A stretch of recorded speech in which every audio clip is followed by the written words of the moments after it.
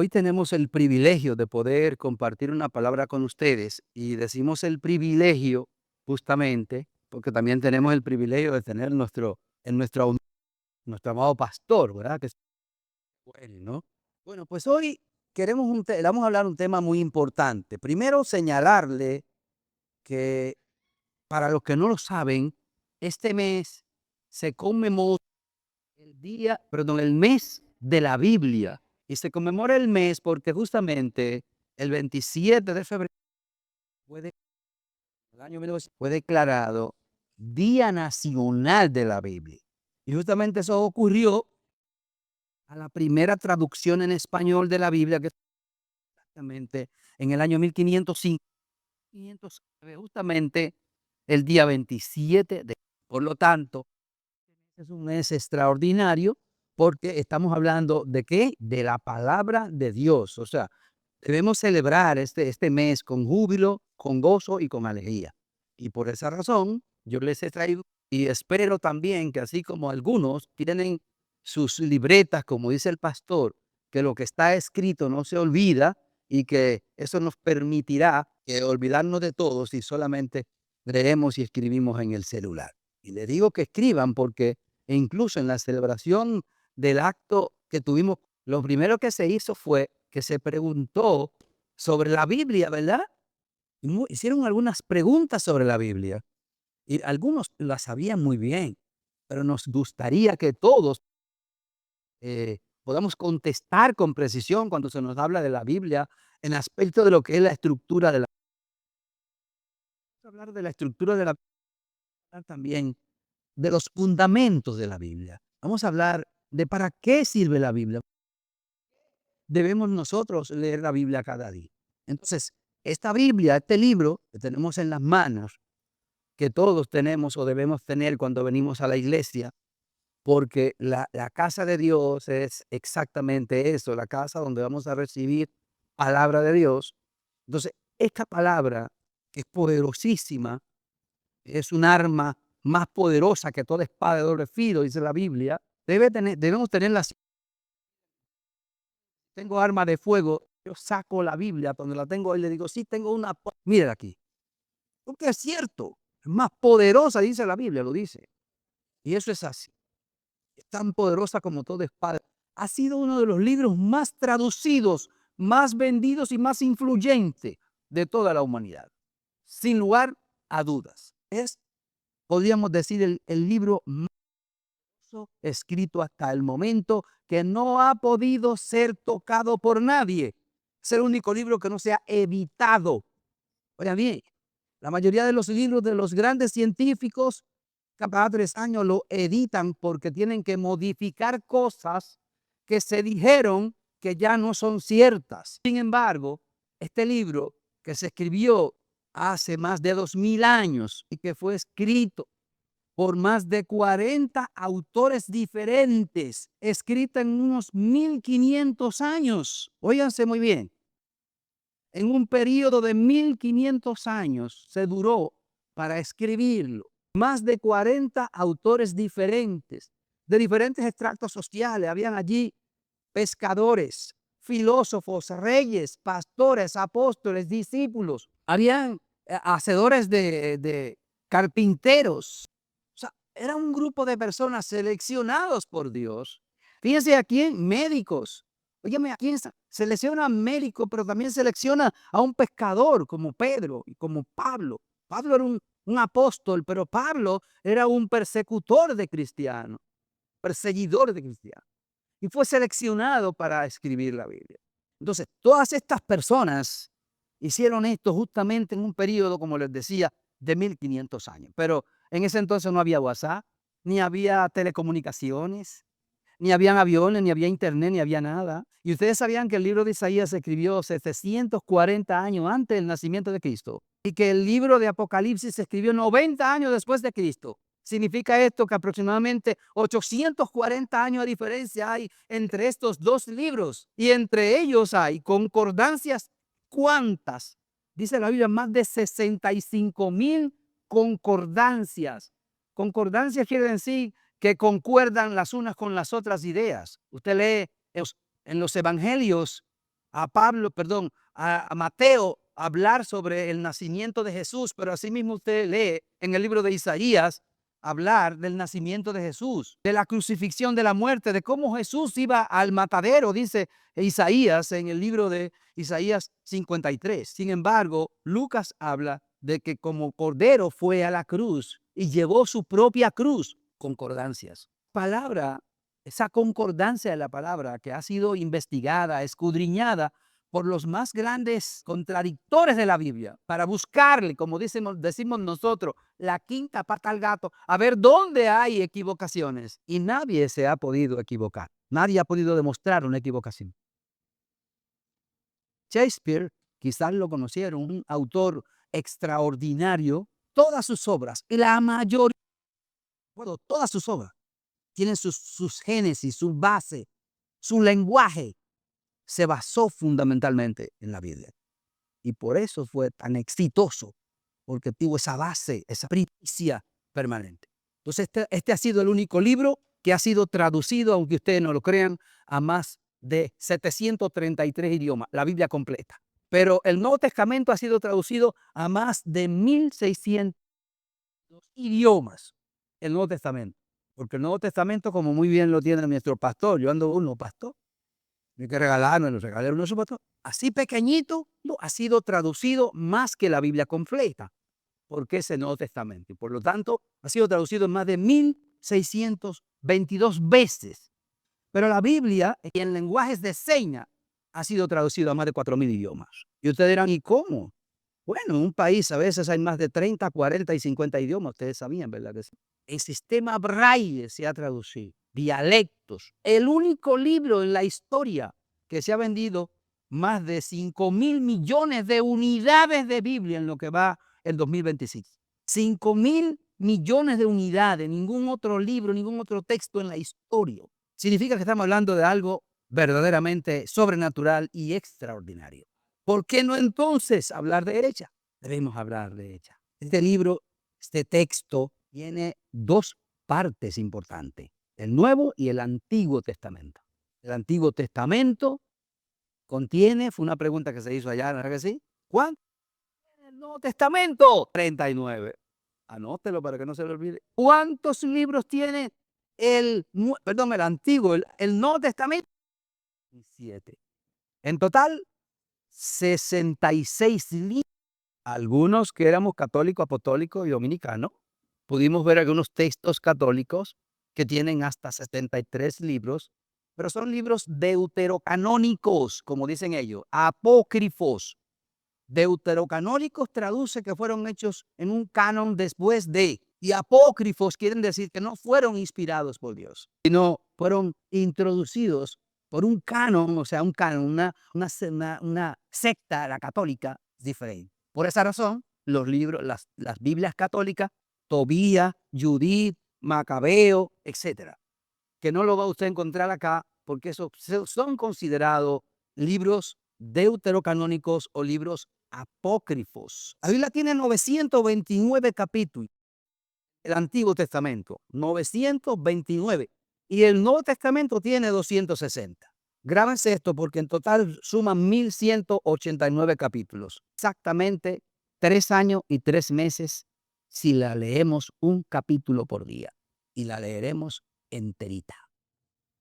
Póngase la tarea y en 3 años y 3 meses habrá leído la Biblia desde Génesis hasta el Apocalipsis. Solamente un capítulo todos los días. Libro 27, 260. El versículo central de la Biblia, si dividimos la Biblia en dos mitades, el central, centro, el capítulo 118, verso 8 del libro de los Salmos, y dice de la manera siguiente: mejor es confiar en Jehová que confiar en el hombre. 19 dice, y que confiar en los. Eso significa que en el mismo la palabra te dice, cuando la abras al centro, en el hombre confías en Jehová. Que es mejor confiar en Jehová que confiar en los hombres. Promesas. Oiga eso, cientos de promesas del hombre para Dios cumplidas. Empezando por Pedro, que le dijo a Dios que no lo iba a negar y lo negó. Entonces fueron muchas promesas incumplidas por el hombre, pero de las que Dios todas se cumplen y se han cumplido. Y Él cumplirá su promesa y su propósito en ti y en mí. Todo lo que yo les he señalado se puede resumir en una frase. La Biblia es la verdad. Y Jesús señaló esto en el capítulo 17 del libro de Juan, cuando dijo, santifícalos en tu verdad. Tu palabra es la verdad. Entonces si estamos hablando de la verdad, démosla a nuestro corazón, ¿verdad? Llevémosla ahí siempre. ¿Cuáles son entonces los 4 fundamentos? Los fundamentos que tiene esta palabra. Fundamentos, si quiere decir base. Los fundamentos significa la zapata, ¿verdad? La base debe ser como es. Son 4 fundamentos. Anótenlo para que después no se le hagan la pregunta y no se la sepan.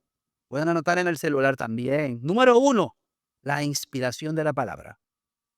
Número 2, la permanencia de la palabra. Pero tiene más de 2000 años. La eficacia de la palabra. Cuando algo. Y número 4, de la palabra. ¿Quién es? Cristo. Entonces, esos son los fundamentos de la Biblia, los 4 fundamentos. Número 1, la inspiración de la palabra está establecida en el libro de Segunda de Timoteo, en el capítulo 3, versos 16 y 17, y podemos leer diciendo que toda la escritura es inspirada por Dios y es útil, dice, para enseñar, para redarguir, para corregir, a fin de que el hombre de Dios sea perfecto. Oiga bien, qué propósito más enteramente, enteramente preparado para toda buena obra. Oye, ¿cuál es el propósito principal de este fundamento de la inspiración de Dios de esta palabra? Mira la palabra en cada uno de estos más de 40 autores para que estos 40 autores puedan transcribir nosotros tenerlas hoy, años después. Es fundamental. Preparemos porque Dios es bueno, Dios es amor. Dice que toda la escritura, toda, no se dice una parte o la Génesis, no, toda la escritura fue inspirada por Dios. Le había señalado que parte de lo que no había sido inspirado fue escrita por él, que fueron los 10 testamentos, escritos en el medio del monte, en el medio del fuego. ¿Ve? Le dejó la tabla a Moisés con los 10 ahí, a pungilet, para que fuera más firme, ¿verdad? Entonces, si es toda la escritura que fue inspirada por Dios, debemos entender que es inspirar. La inspiración, cuando algo es inspirado, viene del griego theoneuto. Eso fue soplada por Dios. Cuando yo te estoy hablando, te estoy soplando. Te estoy hablando un lenguaje, te estoy ahí al oído, susurrando al oído. Le decía Juan, yo soy el camino, la verdad y la vida. Nadie viene al Padre. Se lo susurró para que lo escribiera. Significa que fue soplada por Dios. Se la sopló. Ese es un término que lo usamos nosotros, ¿verdad? Dime, ¿qué fue lo que te sopló? Útil, que significa que debe ser usada, que tiene un propósito práctico en la vida, es útil, puede ser usada para enseñar, para guiar, para cambiar, para redarguir, para edificar, para guiar, para instruir en justicia. O sea, cuando dice que es útil, no la dejes ahí durmiendo, que ella es útil.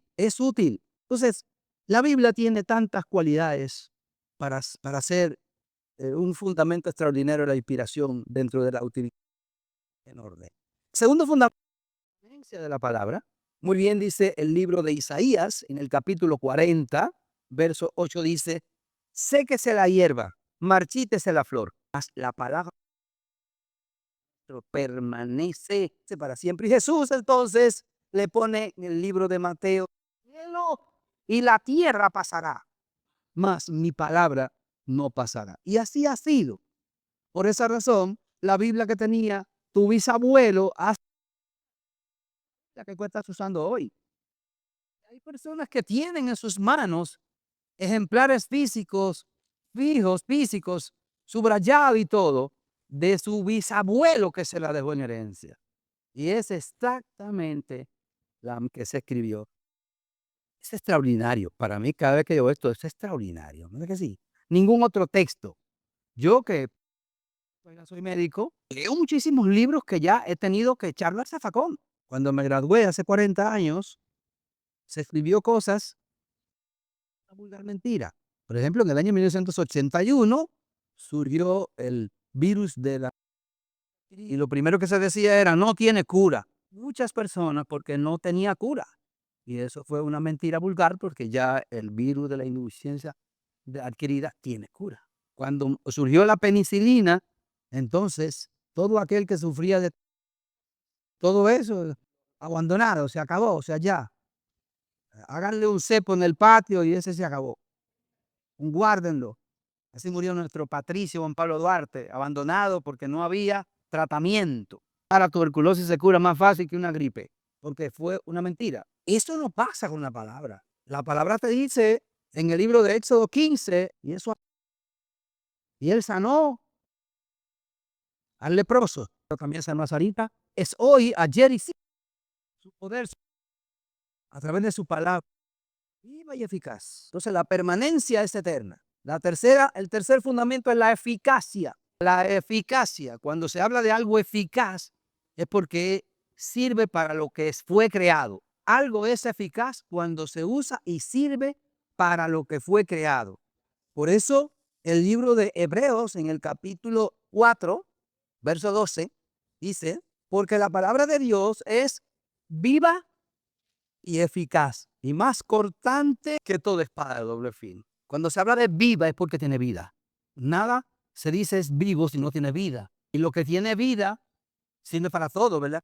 Nos sirve para hablar y por eso la palabra nos habla. Es viva y eficaz y más poderosa como... ¿verdad? Entonces, la palabra de Dios es eficaz porque, como les decía, la palabra de Dios es similar, se cumple como la lluvia moja la tierra, se cumple la palabra de Dios en cada uno de nosotros. Se cumple. Y así dice la palabra en el libro de Isaías, en el capítulo 55, verso 11, dice, así será mi palabra que sale de mi boca. No volverá a mí vacía, sino que hará lo que envíe. Si Él te dice que tú vas a tener un hijo, espéralo.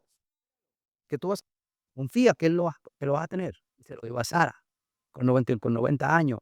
Y Sara lo tuvo. ¿Cómo no lo va a hacer? El corazón. Viernes, ¿sí? Lo más profundo de tu corazón. En el libro de Mateo, de Marcos 2.8, Marcos 2.8, y conociendo luego a Jesús en su espíritu, caminaban de esta manera dentro de sí a los discípulos, le dijo, ¿por qué caminan vosotros en sus corazones? Él le conoció su intención del corazón. Él pudo discernir lo que estaban pensando, lo que tenían en su corazón. De la palabra para que nosotros que tenemos esa capacidad, porque el Hijo Jesús, que si creemos en Él, cosas mayores que Él podemos hacer, lo podemos también. Nos metemos con Dios y buscamos su presencia y estamos con Él, su gracia, su favor nos permite discernir lo que el otro trae en su corazón. Muchas veces uno lo ve y le mira los ojos así y decimos, pensamiento. Pude discernir tu corazón. El Espíritu me reveló lo que tenía. No te lo ha revelado ni carne. Cuando se habla de eso es el Espíritu que te revela. Entonces, finalmente, dentro de los fundamentos está el cuarto fundamento que es exactamente dentro de la palabra. ¿Cuál es dentro de la palabra? Se habla de hasta el Apocalipsis. Cuando Dios dijo, hagamos al hombre, aquí es, Dios habló en plural, dice, voy a hacer al hombre. Esa bomba, ¿no? Él dijo, no, espérense, vamos a hacer un meeting, vamos a hacer un meeting acá, entre el Hijo y el Espíritu Santo y yo, y hagamos algo. Que Dios, de ese momento, estaba en su presencia. Jesús, y aún más, cuando Dios, ¿quién es el agua viva? Si en el libro de Juan dice, yo soy el agua viva. ¿Quién es el agua viva? Es Cristo. Pero no solamente eso. Cuando Moisés pidió el pan, bajaba ¿de dónde? Del cielo. Y en el libro de Juan que dice su palabra cuando Jesús dice, yo soy el pan de vida. O sea, no hay ni duda de que Jesús se habla desde el Antiguo hasta el Nuevo Testamento, y en el Nuevo ni decir. Empieza con Mateo, con la genealogía de Jesús. O sea, desde el 14ª generación de Jesús hasta Jesús de Mateo. Hablan de la vida y los hechos, Apocalipsis. la victoria de Jesús. Significa esto que Jesús es el centro. Y sin Jesús ser el centro de la Biblia, nosotros no somos, porque Él está en nosotros. Finalmente, centro de nuestras vidas, porque es el centro de la palabra. Entonces, la Biblia tiene una extraordinaria importancia capital en nuestras vidas hoy. Por eso la Biblia debe ser nuestra brújula. Si la brújula es que se mueve hacia donde tú. Lleva una brújula para que tú mires hacia el norte, y esa debe ser nuestro guía permanente, la Biblia. Un mundo confundido, que vivimos en épocas donde el relativismo, el modernismo, el posmodernismo, las cosas rápidas, la Biblia es nuestro guía. Debe ser. Cada quien tiene su verdad. Todo el mundo, todo es relativo, porque eso depende de lo que yo crea, y esa es mi verdad. No, no, no. Acabamos de decir la verdad. Acabamos de decir quién es la verdad. Y así lo dice la palabra en el libro de Juan, en el capítulo 14. Dice Jesús: yo soy el camino, la verdad y la vida. Yo soy el camino, la verdad y la vida. Entonces, si Él es la verdad, que no nos vengan a hablar a nosotros de que una posmodernidad ahí puesta. Esto es el camino. Llega al Padre si no es por Él. El GPS del cristiano dice es así. Y entonces el Salmo 119, en el verso 10, que la palabra, hablando de la palabra, tus pies tu palabra y lumbrera a tus caminos. O sea, cuando tú caminas, cuando tú vas en dirección donde te lleva la brújula, tú vas con una luz que te va alumbrando, como decía mi esposa hace un momento, que nosotros debemos ser luz para que nosotros tomemos esa luz y se la llevemos al que está en las tinieblas. Entonces, Él nos da esa luz a través del Salmo 119, 105, cuando dice: lámpara es a tus pies y lumbrera a tus caminos. Como no habían luces de LED ni nada de eso en ese entonces, cuando escribieron la Biblia, pudo decir en ese entonces, ¿verdad? Luz LED, luces LED. Pero dijo lámpara porque usaban lámparas, ¿verdad que sí? Debemos vivir un alimento del alma, el alimento de... Usted sabía que si nuestro cuerpo no... ¿Qué le pasa? Si nuestro espíritu no se alimenta con la palabra, ¿qué le va a pasar? Eso es así, ¿eh? Cuando usted no lee, preocupa por ella, y es lo mismo que la palabra sobrenatural de nuestro Dios. Literal, aunque no lo crea. La vida espiritual, la muerte espiritual es peor que la muerte física. Si tendremos vida eterna en Cristo Jesús cuando estemos en su presencia, y si morimos antes de eso, no la vamos a tener. Mateo 4:4 dice: no solo de pan vivirá el hombre, sino de toda palabra que sale de la boca de Dios. Quiere decir que nosotros vamos a tener vida, porque toda palabra que sale establecida acá nos da un que no lee la es como que realmente no se deleita en su presencia, porque dice el libro del capítulo 1, dice el libro: deleítate en su palabra. Y la batalla espiritual. Así está establecido en el libro de Efesios, cuando habla de las armaduras de Dios. En el capítulo 6, verso 17 dice: la espada que es su palabra, que es la palabra de Dios. El evangelio, el calzado de la fe, la espada, la palabra. El enemigo le tiene miedo a eso. Por eso Jesús en Mateo 4:10 decía: escrito está. El diablo lo tenta. Ese era lo que él tenía, esa era su espada, ese era su recurso número uno. Él decía: escrito está. No solo de pan vivir el hombre, no es toda palabra que sale de la boca del Señor. Escrito, él le mataba el gallo en la funda con esa palabra. Escrito está. No vaya usted a creer que yo voy a creer en plumas de burro. Escrito está.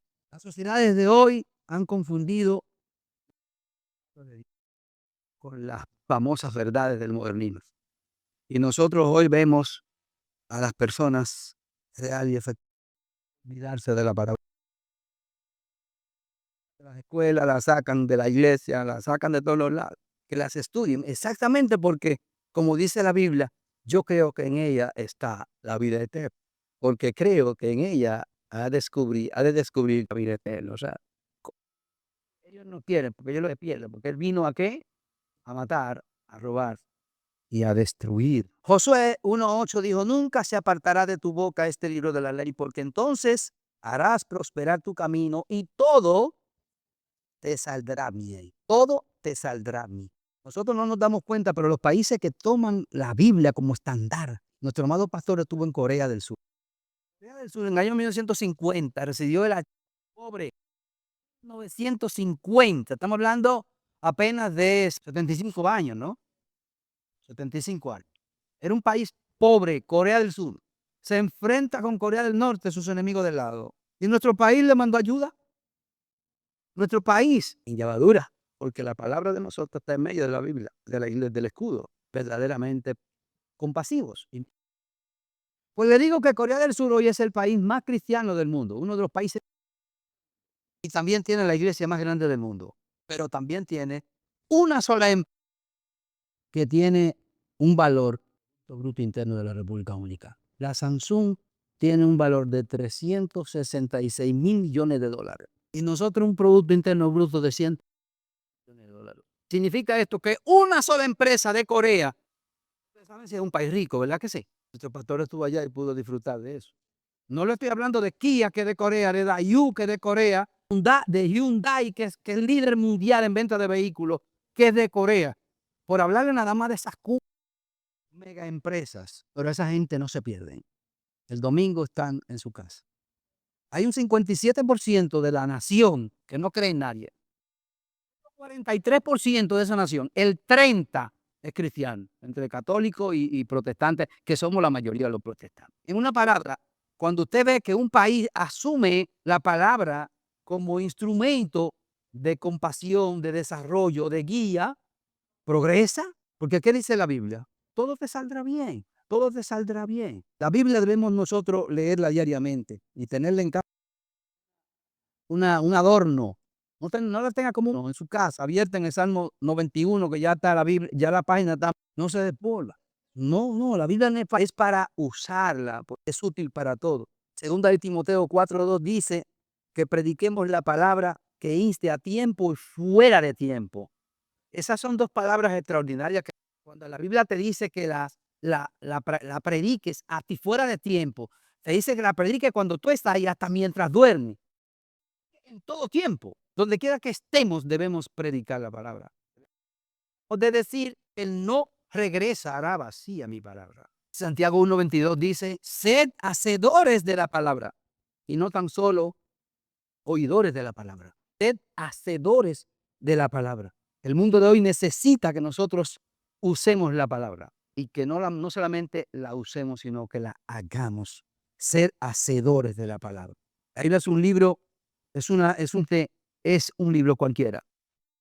Digo que es un libro que sirve para inspirar, para transformar, suficiente para desarrollar, para guiar, para obedecer, para instruir en justicia. Es demasiado, es demasiado. Por tanto, desafío a que la Biblia no sea, como le dije, un adorno en la mesa, a que no sea un recuerdo dominical cuando vamos para la iglesia y a que aún así nunca se aparte este libro de la ley de cada uno de nosotros. Si hacemos eso, estaremos haciendo aquel hermano pastor que tuvo la delicadeza de elegir el 27 de septiembre como Día Nacional de la Biblia y después se ha asumido por la iglesia el de septiembre como mes de la Biblia. Que así sea y que Dios nos permita primero conocer un poco más la Biblia. A veces muchas personas pasan muchos años en la iglesia, la Biblia, a veces están leyendo la Biblia. ¿Cuáles son los profetas menores y cuáles son los mayores? Yo no lo entiendo. Pero es justamente porque no nos hemos dedicado a ella. Dediquémonos a estudiar la Biblia. Les invitamos los martes, como decía mi esposa. Habemos un grupo que ya somos adictos a eso, doña Ingrid, ya eso no se nos quita ya. Los martes a las 9 de la noche. Estamos estudiando capítulo por capítulo. No solamente lo estudiamos, como decía mi esposa, lo compartimos, cada uno da su opinión, lo actualizamos y no lo aprendemos. Estamos hablando del libro de Primera de Reyes, del rey David, del rey Salomón, de sus hijos. Vamos a estudiar eso. Únanse. Yo sé que no se van a arrepentir. Que así sea y que Dios nos dé la oportunidad de que nosotros podamos conocer de la palabra cada día más.